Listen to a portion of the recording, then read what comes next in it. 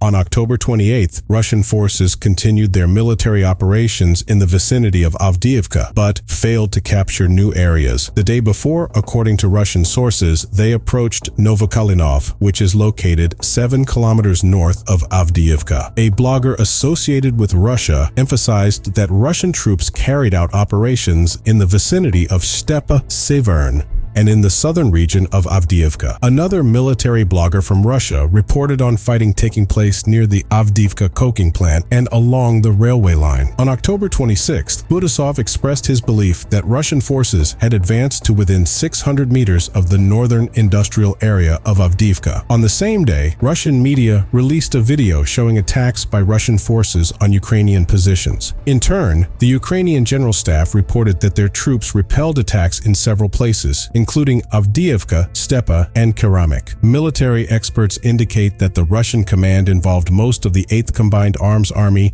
and some units of the Central Military District in these activities. Ukrainian analyst Kostyantin Mashovets estimated that the main bodies of the 8th Army, including units from the Donetsk and Luhansk People's Republics and 2 motorized rifle divisions, were participating in the action. Additionally, Mashovets drew attention to the regrouping of other units and the fact that Russian forces on the Avdiivka front consist of numerous rifle units, tank battalions, and other units. Although not all information is independently confirmed, the British Ministry of Defense has estimated that Russian forces on this front consist of a maximum of 8 brigades. ISW emphasized that Russian units may have fewer personnel than their names indicate, and that the irregular DNR and LNR forces have been formally incorporated into the Russian armed forces. On October 28th, Ukrainian troops did not conduct any confirmed or suspected hostilities in the border region of the Donetsk-Zaporozhye Oblast. On the same day, Russian troops made unsuccessful attempts to attack the border area of the indicated oblast. According to information from the Ukrainian General Staff, Russian troops launched fruitless attacks in the areas of Staromayorska, located 9 kilometers south of Veliky Novosilka, and in the areas south of Zolotaniva, which is located 11 kilometers southeast of Veliky Novosilka. However, Russian news sources reported that on October 27, Russian troops carried out a counterattack in the vicinity of Staromayorsk and Novodonetsk, which is located 12 kilometers southeast of Veliky Novosilka. A military blogger associated with Russia also reported that Russian troops were strengthening their positions northeast of the town of Pryutna, which is located 16 kilometers southwest of Veliky Novosilka. According to information provided by the Russian news agency TASS, on October 29th, there was a tragic fire in an oil tank in the Usinsk region of the Komi Republic. Unfortunately, 1 person died and 2 others were injured. In its statement, the Lukoil Komi Oil Company pointed to violations of safety standards as the cause of the tragedy. Footage from the scene, which was shared by Russian rescue services on the Telegram platform, shows the tank surrounded by flames and thick smoke rising above it. It was reported that over 80 specialists and 25 specialist vehicles took part in the firefighting operation. The fire, which spread over an area of 360 square meters, was brought under control after 9 hours. Importantly, the flames did not reach neighboring tanks. At the same time, another fire disaster occurred at the Afipsky refinery in Krasnodar Krai. The Ukrainian news portal Ukrainska Pravda reported that the cause of the incident could have been a drone attack by the Security Service of Ukraine, SBU. This information is based on unconfirmed sources from the SBU. According to the latest information provided by the Ukrainian Air Force via messages on Telegram, on October 29th, Russia decided to launch an attack using an unmanned aerial vehicle on the territory of Ukraine. The danger associated with drone activity appeared in the Kherson, Mykolaiv, and Dnipropetrovsk regions at 8 p.m. Subsequently, this threat spread to additional regions in central Ukraine. In Khmelnytsky Oblast, local military authorities reported explosions of air defense systems via Telegram messages. Ultimately, according to information from the Ukrainian Air Force, the threat related to drone activity concerned all regions and was recorded until 23:42. Ukrainian military units maintain their positions in the Krynki area, which is located 30 kilometers northeast of Kherson and 2 kilometers from the Dnieper. These actions took place on October 28th on the eastern bank of the Kherson Oblast. Military bloggers from Russia admitted that on October 27, Ukrainian units retained some positions in the vicinity of Krynka. On October 28, a renowned Russian military expert reported on interactions in the areas of Poyma, 11 kilometers east of Kherson and 4 kilometers from the Dnieper, Pishchanivka, 14 kilometers east of Kherson and 3 kilometers from the Dnieper River, Pidstepne, 16 kilometers east of Kherson and 4 kilometers from the Dnieper, and Krynka. Another military blogger from Russia suggested that Ukrainian units were trying to advance towards Pishchanivka. A blogger associated with the Russian Kremlin claimed that on October 27th, in the evening of the previous day, Ukrainian units made an unsuccessful attempt to attack towards Pishchanivka. The spokeswoman of the Ukrainian Southern Operational Command, Captain First Class Natalia Humanyuk, confirmed on October 28 that Ukrainian military forces are conducting various combat operations in the Kherson region while destroying Russian positions and observation posts on the islands of the Dnieper Delta. Geolocation-based information from October 28th suggests that Russian units have moved slightly east of Krynki.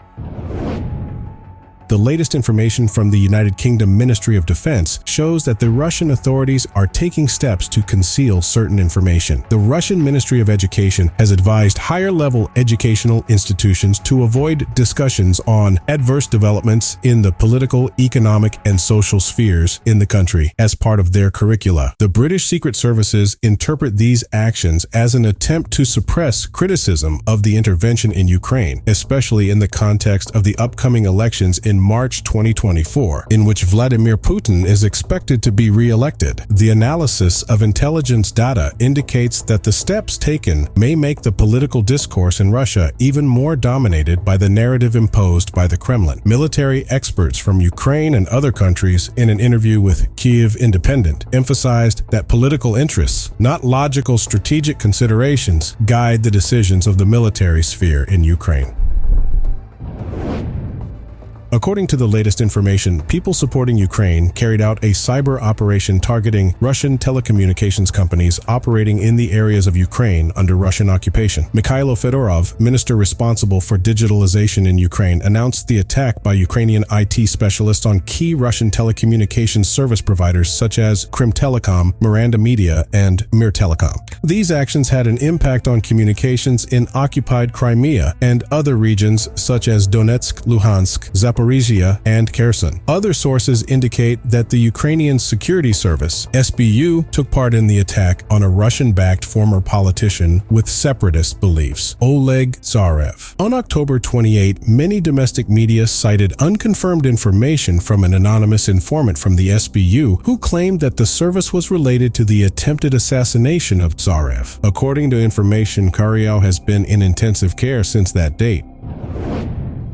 Ukrainian President Volodymyr Zelensky has expressed confidence that his 10-point plan for a peaceful resolution to the conflict is gaining increasingly global importance, given that 66 countries took part in the talks in Malta. The meetings, which took place behind closed doors, were the third round of talks between national security and political advisors and aimed to increase international support for Ukraine's plan to end the war. Russia did not take part in them and condemned them as overt actions directed against it. In his statement, Zelensky emphasized that the wide participation of countries in the talks proves that his peace initiative is gaining importance in the international arena. He also added that the symbolism of the date, October 28th, when Ukraine commemorates World War II and the liberation of its territory from Nazi occupation, should be seen as a strong message of international unity in the pursuit of defeating contemporary threats. Zelensky expressed his belief that international unity is the key to defeating aggression. The representative of the European Union pointed out that the meeting in Malta showed growing support for the Ukrainian peace plan and emphasized the importance of peace not only for Ukraine, but also in the context of other conflicts in the world, such as the one between Hamas and Israel. However, Russian Foreign Ministry spokeswoman Maria Zakharova was critical of the talks, calling them blatantly anti-Russian. She expressed her belief that such meetings would not contribute to achieving a peaceful solution and could be counterproductive.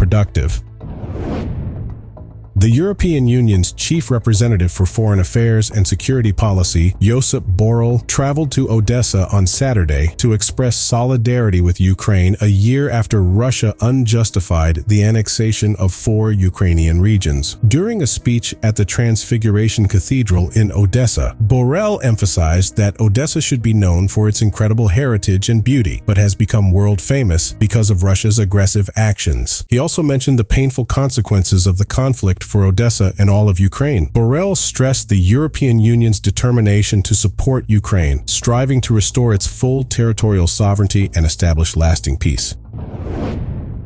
The Ukrainian government, led by Prime Minister Denis Shmyhal, intends to allocate the sum of $1.5 billion next year to the development of the domestic arms industry, which means an impressive 7-fold increase compared to the previous year. The budget assumptions for the coming year include increased funds to support the production of modern weapons, including missiles and drones. The latter have already been used by Ukraine for operations on Russian territory, regardless of the conflict zone. During Friday's event in the capital of Ukraine devoted to the defense industry, Shmyhal emphasized commitment to the development and modernization of the arms sector, emphasizing investments in innovative technologies and cooperation with manufacturers, supplying high-class equipment to the Ukrainian army. The president of Ukraine, Volodymyr Zelensky, during Saturday's conference at the International Defense Industry Forum, also referred to the achievements and plans of the Ukrainian arms industry. He pointed to the effectiveness of domestic missiles, technologies, and drones, which are becoming more and more advanced, including in the maritime segment. Zelensky also mentioned plans to produce new artillery systems and 155mm missiles. The president emphasized the international nature of the forum, with the participation of representatives from 30 countries and numerous companies specializing in weapons production.